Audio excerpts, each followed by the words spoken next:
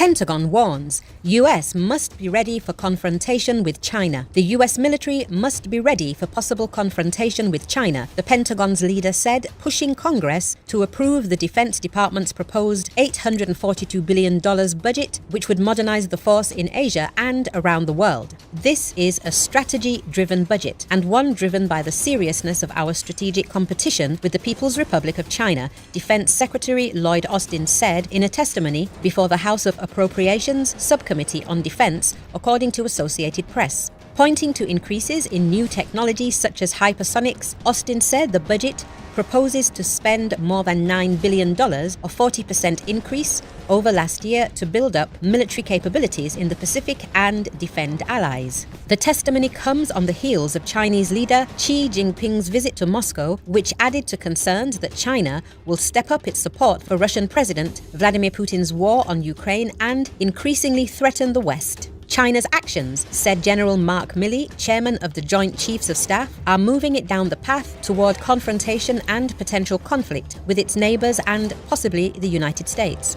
He said deterring and preparing for war is extraordinarily expensive, but it's not as expensive as fighting a war. And this budget prevents war and prepares us to fight it if necessary. Milley told the Defense Department must continue to modernize its forces to ensure they will be ready to fight if needed. It is incumbent upon us to make sure we remain number one at all times, to be able to deter China, he said. 2 decades of war in Iraq and Afghanistan eroded the military's equipment and troop readiness, so the US has been working to replace weapons systems and give troops time to reset. It's paid off, Milley told Congress. Our operational readiness rates are higher now than they have been in many, many years, Milley said. More than 60% of the active force is at the high states of readiness right now and could deploy into combat in less than 30 days, while 10% could deploy within 96 hours, he said.